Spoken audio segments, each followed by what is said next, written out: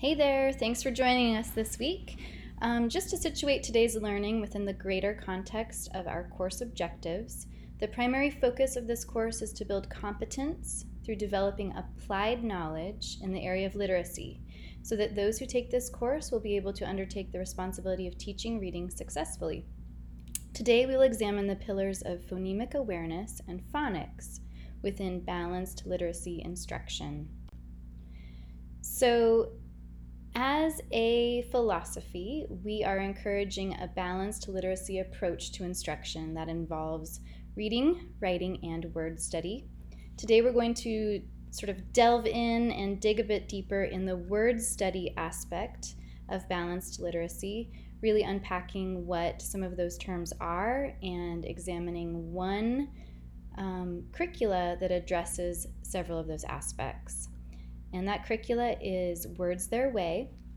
Words Their Way is a developmental spelling, phonics, and vocabulary program. It's intended to be part of a balanced literacy plan that also includes fluency, comprehension, and writing.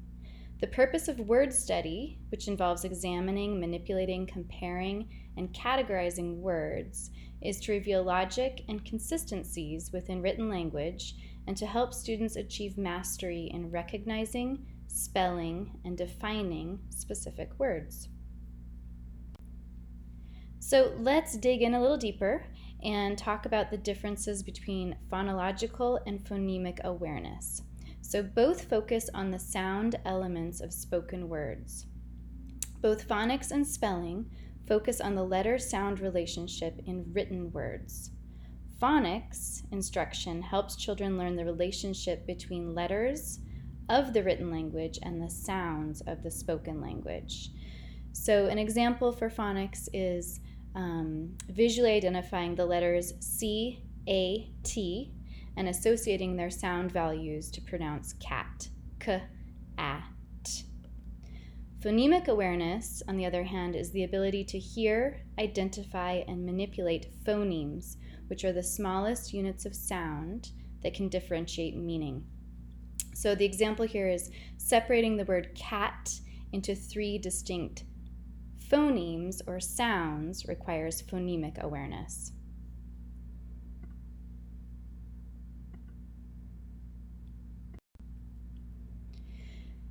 The PET scan on the left shows 2 areas of the brain in red and yellow that become particularly active when volunteers read words, so seeing the words.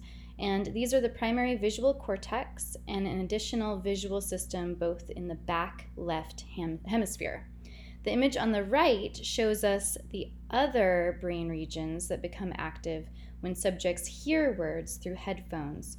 So I'm sharing this today to just illustrate for you that we're actually involving 2 different parts of the brain when we see and hear words. So we need to work on both from a variety of angles. So what is word study? First, I'm going to talk about how you probably practice spelling as a child growing up in the traditional methods and what word study is in contemporary Words Their Way curricula and the differences between them. So traditionally, all kids would have the same list of specific words, but through Words Their Way and through word study, we differentiate the words for each group based on their needs.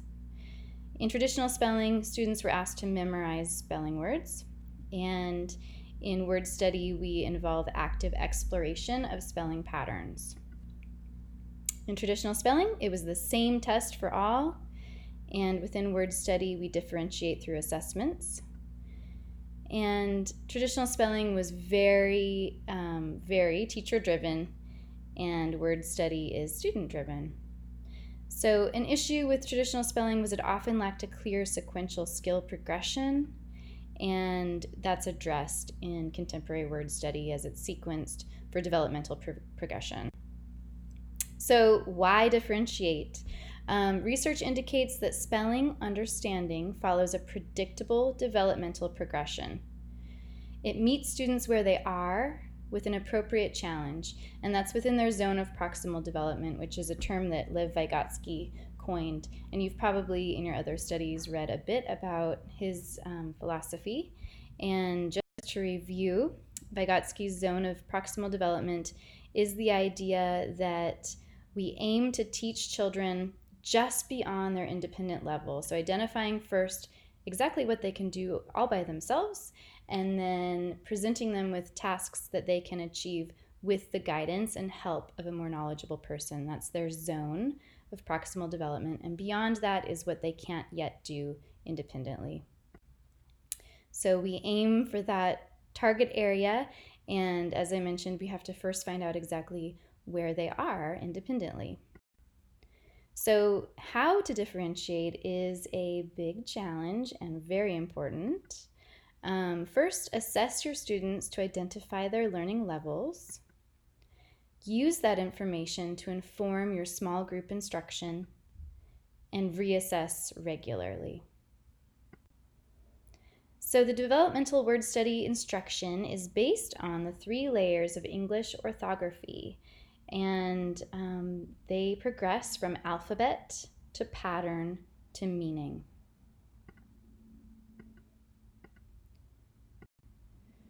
And within that, students who are experimenting within the alphabetical match of letters and sounds, teachers can contrast aspects of the writing system that relate directly to the representation of sound. For example, words spelled with short E are compared with words spelled with short O.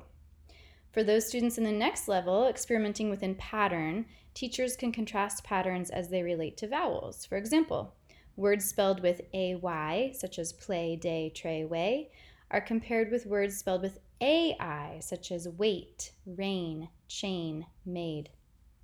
And for those students experimenting within conventions of syllables, affixes, which are prefixes and suffixes, and other meaning units, teachers can help see that words with similar meanings are often spelled the same despite changes in pronunciation. For example, admiration is spelled with an I in the second syllable because it comes from the word admire. So within those 3 levels, there are 5 developmental spelling levels, and those stages are the emergent stage, which is generally pre-K to the middle of 1st grade, the letter name alphabetic stage, which is generally kindergarten to the middle of 2nd grade, the within word pattern, which generally falls between 1st grade to the middle of 4th grade, and syllables and affixes, which is generally 3rd grade through 8th, and lastly, derivational grades 5 through 12. So you will locate these spelling inventories or assessments within your manual for Words Their Way. It's in every manual, regardless of edition, and you can also find them under resources on the Teachers College website. There are 3 choices: primary, elementary, and upper elementary. As I've talked about teaching 2nd grade, I use the primary spelling inventory, PSI. So the spelling inventories are to be used each trimester to assess overall growth. And in addition to that, you will need to also implement weekly quizzes based on that week's sort, and those can be administered by word study partners or the teacher. And there's also the option of silly sentences assessments, which can be periodic assessments of concept transfer to novel situations. So you might be thinking, how often do I assess? How do we share this data? Why are we doing this?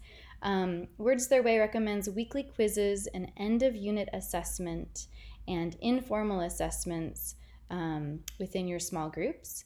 And where might you share this information? You could share it at MTI and IEP meetings, at parent-teacher conferences, when you're conferring with resource teachers, and also on your students' progress reports.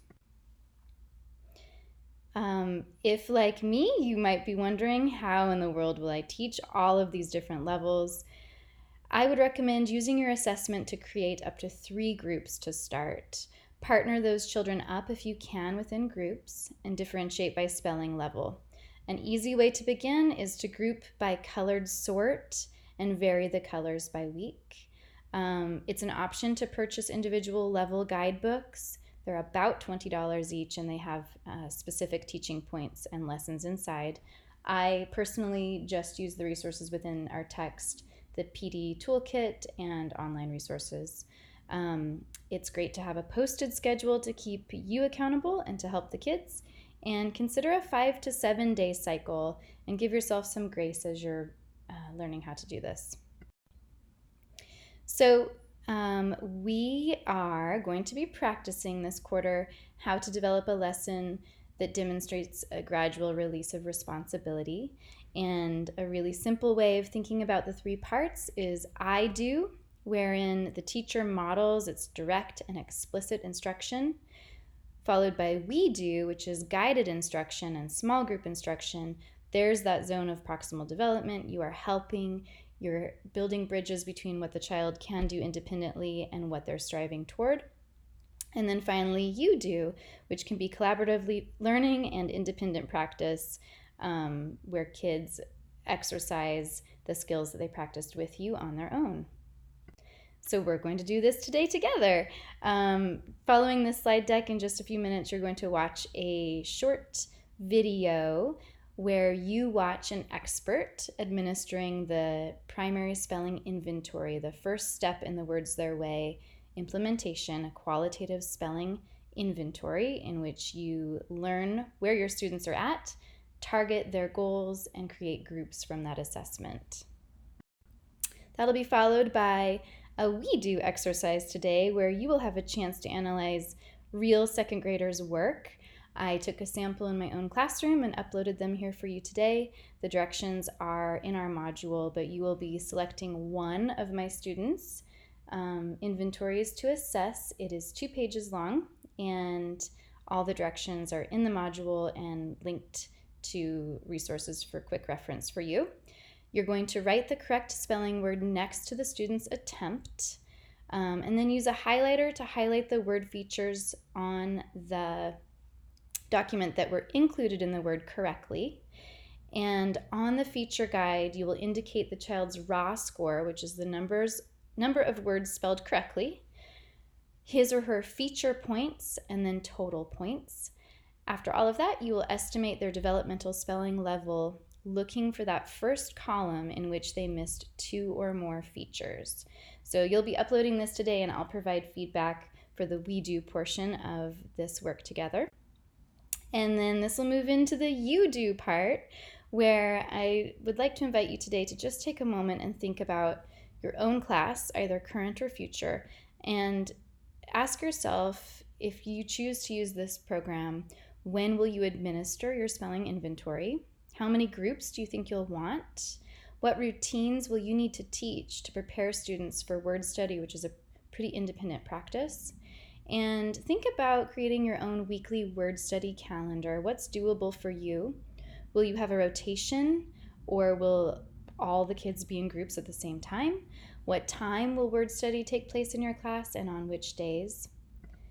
And lastly, you'll be planning and implementing a Words Their Way sort in the next 2 weeks on your own for an upcoming assignment.